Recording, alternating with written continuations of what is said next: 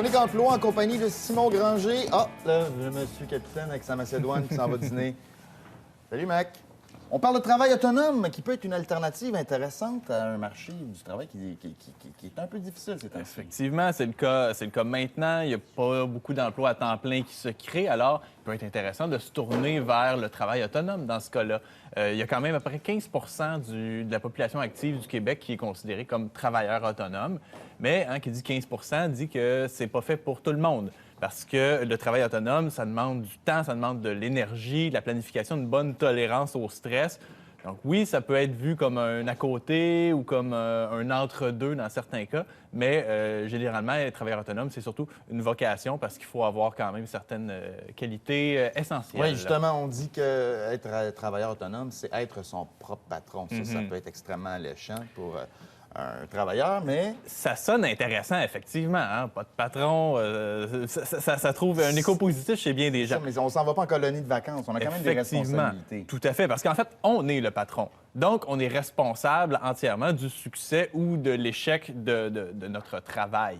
Donc, en fait, autrement dit, quand on est travailleur autonome, on est surtout un entrepreneur. Donc, on est à la fois le patron et l'employé. C'est nous qui gèrent. On gère notre propre petite entreprise qui est composée d'un seul employé qui est nous-mêmes. On peut se retrouver en conflit avec soi-même, finalement. Effectivement. Employeur-employé. Ça arrive moins souvent, mais bon, on ne sait jamais. Ceci dit, donc, c'est pas tout à fait vrai de dire qu'on n'a pas de patron, par contre, parce qu'en fait, on en a plusieurs. C'est nos clients. Ben oui. Hein, parce que, en quelque part, c'est eux qui déterminent, qui jugent la qualité de notre travail et qui vont déterminer le succès ou non. Donc, forcément, donc, ce sont, comme tu l'as dit, des grosses responsabilités qu'il faut être capable d'assumer. Donc, il faut avoir une personnalité particulière pour ça. Oui, c'est quoi justement les qualités d'un travailleur autonome qui veut réussir sa carrière? La première, une bonne maîtrise de son domaine. Ça va de soi, évidemment, quand on vend ce service, bien, il faut savoir qu'est-ce qu'on vend. Ça, c'est la première qualité première. Sinon, il faut également être bon vendeur. Parce que travailleur autonome, ça implique de trouver des clients. Il faut promouvoir ses services. Il faut défoncer des portes closes. Il faut savoir donc aller vraiment chercher les clients où ils se trouvent et les convaincre de nous engager. Oui, il faut savoir se vendre. Ça prend un peu d'assurance en soi aussi. Tout à fait. Il faut de l'organisation ici. Il faut gérer son horaire, gérer son travail, planifier la durée de nos mandats. Il faut être capable d'en prendre assez pour pouvoir en vivre, mais en même temps pas trop pour manquer des échéances parce qu'on a trop de travail. Il faut être à l'aise avec les chiffres également parce qu'il y a beaucoup de comptabilité qui est impliquée par le travail autonome. Il faut fixer son tarif, il faut gérer ses factures, gérer ses dépenses également parce que quand on est travailleur autonome, on peut déclarer certaines de nos dépenses, avoir un retour d'impôt là-dessus. Donc, il faut être capable bien sûr, on peut faire appel à un comptable à l'externe, mais il faut quand même avoir un minimum de littératie financière pour être capable de s'y retrouver. Et dernier critère, et non le moindre, une bonne résistance au stress. Parce qu'une des caractéristique principale du travail autonome, c'est qu'on a une insécurité à plusieurs niveaux. Insécurité financière, pas nécessairement de sécurité d'emploi. On ne sait jamais s'il va y avoir un autre contrat par la suite. En fait, on le sait, mais il faut aller le chercher. On peut avoir un très, très gros mois, puis après ça, ne pas travailler pendant plusieurs mois. Et il ne faut surtout pas céder à la panique quand on a des moments difficiles. C'est pas parce que, comme tu l'as dit, c'est pas parce qu'on a une mauvaise passe que tout est à l'eau et faut se réorienter. Donc, il faut être capable de soutenir les périodes plus difficiles et garder le cap, continuer à chercher des contrats, continuer à travailler notre petite entreprise. Oui, je souris, Simon, parce que je suis moi-même travailleur autonome, puis toutes les qualités que tu viens de nommer, je dirais que c'est pas nécessairement mes forces. Fait que j'aime beaucoup ta chronique aujourd'hui. Peut-être l'expérience, c'est aussi un facteur? Bien, forcément. On parlait de maîtrise de son domaine. C'est quelque chose qui va venir souvent avec l'expérience. On vend notre expertise en tant que travailleur autonome, donc ça vaut la peine d'attendre un petit peu avant de se lancer comme travailleur autonome. Tout à l'heure, on disait, bon, ça peut être un entre-deux, un à côté, une façon de lancer sa carrière, mais il n'est jamais trop tard pour se découvrir une vocation de travailleur autonome et ça peut même valoir la peine d'avoir un peu d'expérience sur le marché du travail avant de le faire parce que ça nous permet de connaître nos forces, savoir ce que l'on vaut. Et c'est évidemment important de savoir ce que l'on vaut si on veut se vendre. Une forme de travail autonome pour laquelle, d'ailleurs, l'expérience est très importante, c'est la consultation. Donc, Ben devenir consultant, c'est quelque chose qui peut être très intéressant. Par exemple, dans le dernier quart de sa vie professionnelle, quand on a justement une certaine expertise, bien, ça peut être intéressant de devenir consultant. Et c'est une option qui peut être intéressante dans plusieurs domaines. Hein. Des consultants, on va en retrouver en comptabilité, en gestion, en administration, en informatique, en ingénierie. En tout, donc, en vie, en coach de vie. Effectivement. Donc, ça peut être une option intéressante, justement, que l'expérience vient nourrir encore plus. Oui, c'est bon, c'est très bon. On a souvent maintenant tendance à idéaliser le travail autonome, le style de vie du travailleur autonome. Pas de patron, des Travail horaires en qui pyjama. contrôlent, travail en pitch, travail à sa façon.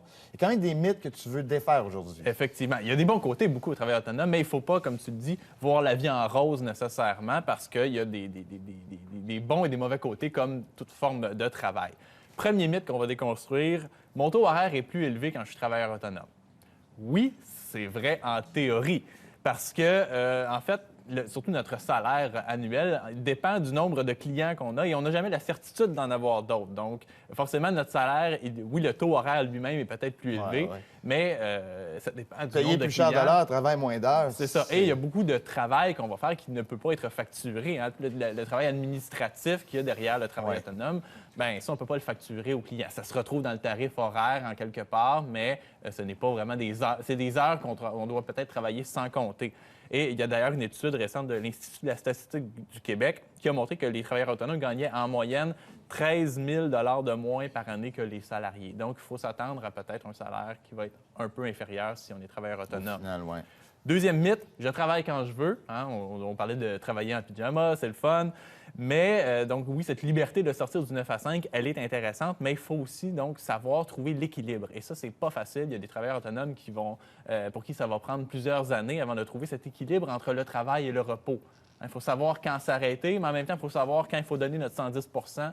Donc, il faut être capable de trouver là, un équilibre dans cette balance et c'est pas toujours évident.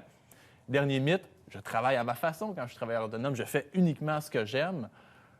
C'est pas tout à fait vrai encore, hein? C'est théorique tout ça, parce qu'on l'a dit tout à l'heure, il y a une grosse partie administrative au travail autonome, donc on va pas nécessairement faire, si moi ce que j'aime faire c'est écrire, mais je vais pas nécessairement tout le temps écrire, hein? Des fois je vais gérer mes budgets, je vais planifier mon horaire, je vais rencontrer des clients. Et ce n'est pas le cœur métier, mais ça fait partie du travail autonome.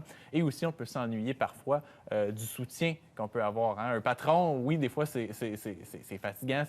On n'a pas toujours des atomes crochus avec notre patron, mais il est quand même une forme de soutien, de support, d'encadrement qu'on n'a pas quand on est travailleur autonome. Donc oui, on travaille à notre façon, mais des fois, on peut s'ennuyer. On est un peu laissé à soi-même. De ce support, effectivement. Intéressant, Simon. Tu as un paquet de bonnes adresses qui pourraient nous aider si on est intéressé à se lancer parce que... en affaires. Parce que tu parles, c'est un peu comme se partir d'une petite entreprise. Effectivement. Donc, évidemment, on a besoin d'aide, on a besoin de ressources. On va avoir beaucoup de liens sur le site de l'InfoPlus de Libre Service. Donc, il y a par exemple des programmes d'aide financière d'Emploi Québec. Les centres locaux de développement proposent de l'aide financière pour lancer sa petite entreprise personnelle. Également, parmi les ressources qu'on va mettre, Revenu Québec pour apprendre à gérer ses impôts. Hein, les impôts d'un travailleur autonome, c'est pas évident et il faut s'y retrouver.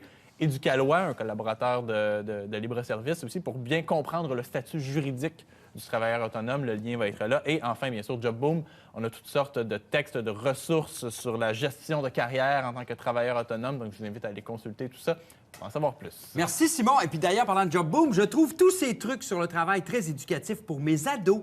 J'écoute les chroniques JobBoom avec eux et cela leur donne des petits trucs. Tu vois, tu formes les travailleurs de demain. Quel honneur. Merci, T'es même Simon. pas au dernier quart de ta carrière. Consultant.